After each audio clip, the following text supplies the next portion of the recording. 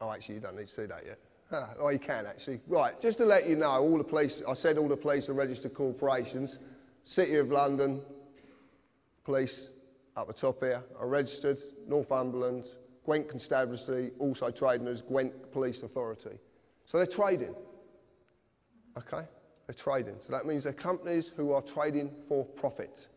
But they need to generate that profit. And how they generate that profit is enforcing statutes on you. That's how they do it. Not law. It's policy. What you saw there in that video was 2 police officers trying to get a man to give his name and his address. Because in the world of a police officer, they can only act on you if you contract with them, because it's the world of contracts. Remember, the statutory instrument is a legally created written contract. So they're contracts. He needs you to give your name and your address because he needs to act on your person, not the man or the woman. Darren, who would admit it as well, we stood up there, didn't actually know what he was doing at that time, and he's laughing his head off because he didn't. But the point is, this is natural. It's inherent. It's already in you. You've just been conditioned to not know it. That's all that's happened. When Darren wouldn't conform, what did the lady officer try and do? She tried to pick a spoil with him over any issue she possibly could find to try and enforce a statute. Now that is not a policeman or woman. That is not upholding the law of this land, the real law of this land. Okay, that is a corporate enforcement policy agent. So you now understand there is a big difference between the two, a massive difference. And they are, I promise you, you can check this out yourself. You can go and do all this stuff, and if you notice at the top, it says company search results. This is not something I've just made up on, I couldn't even if I tried. So what is legalese? It's a language that can be created by any society. Corporation can be such a society. Legalese is such a language. In English, it is English, but some words have very, very different meanings. Example, legalese is the language of the law society. Check it out for yourselves. One of the things I was going to say before I come on and I forgot is to say to you, do not take a word I'm saying as being the truth. Don't. Go and look at this stuff yourself, because that's the only way that you will suddenly realise what's going on. The truth is only the truth when you know, when you realise it. I could tell you all afternoon long, but until you realise it, it's meaningless. It's down to you to realise this. The examples. Must is synonymous with the word may. When someone says to you from a corporation, you must, they're actually giving you a choice because they can't force you. They're not allowed to, because it's not law. It's only policy. Summons is synonymous with invitation. When you get a summons from a court of supposedly law, you actually are being invited to a corporate place of business to discuss how much money you're going to give that corporate place of business. And you won't get an 8 for it either. Understand is synonymous with stand under. If I say to you, do you understand? And you say yes, that means you stand under me, which means you've given me authority over you. It's as simple as that. It's so simple. But this is a language you don't know. You don't know you've been spoken to by this language. Ministry of Justice, also traded as every magistrate's court in this land. The High Court of Judicia. All of them, every single one, is a corporation running for profit. Know who you are. If you go to court, which I've had a few accountants with, to say the least, it's a corporate place of business. And they will immediately ask you for your name. Okay? Your name. They will even presume to know who you are. and they will ask you as such. They would say to me, Mr. Harris. Mr. is the title of something with legal personality status. I was named by my parents, but I wasn't called Mr. John Harris. Well, I don't think so. If I reply yes, guess what I've agreed to represent?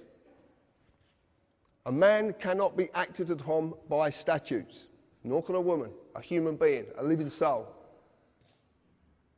These only apply to the fictional entity which is the legal personality, i.e. Mr. John Harris in full caps or Mr. J. Harris.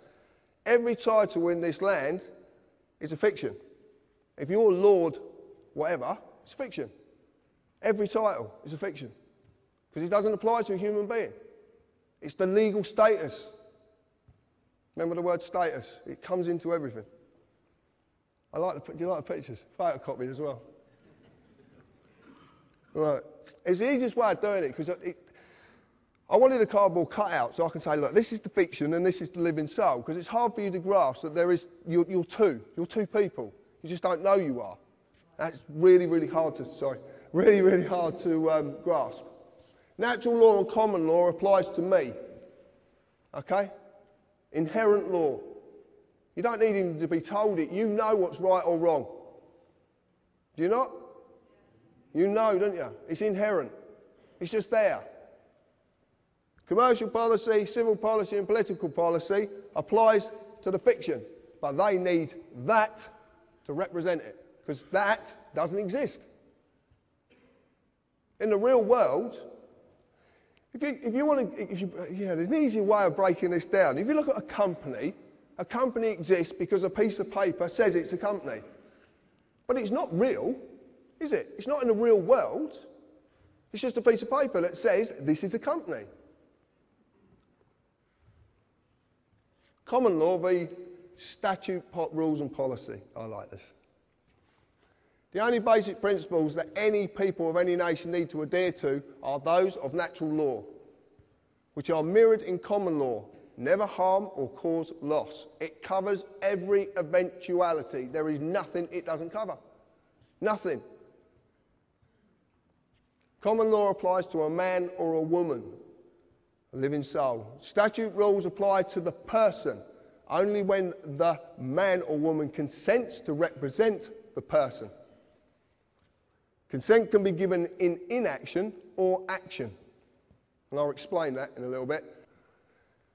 Within statute rules, you will just receive a summary judgment. That's what you get in the courts of law, or supposedly. But it's called summary judgment, and what summary judgment is, it doesn't matter if whatever court you go into, as long as that court's going to make money from someone, because that's all it's about. And there's a reason they want to extract that revenue from you. There is such a reason. You break the rules of the contract and you lose. It's as simple as that. You are a man or a woman, you have a person. My name is John Harris, or John, or my wife calls me lots of other names, but there you go. I shan't discuss them. I exist naturally. Okay? I'm here. I'm real. I was created by divine, whatever you want to call it. I don't want to get into any of this sort of, I don't know what it is, so I just say divine. It's the easiest way. But I was created. I'm subject to common law jurisdiction. Do we know what jurisdiction means? Well, jurisdiction basically means juris is of law, and diction means the use of words in any way you want to use them, basically. I must never harm another or cause another loss, any form of loss. I'm free and unlimited ability to contract and settle debt in private and under commercial law. I can basically do as I please as long as I abide by these principles. My person, that's attached to me, is Mr. J. Harris, who's a fictional entity created by the government. Subject to civil policy jurisdiction, must fulfil all duties given to and governed by corporate policy, tax, etc., under statute. Does business in the public sector, or I don't. So what is a person? Okay. They're inviting a person created by the United Kingdom Corporation. They created something when you were born. You just didn't know.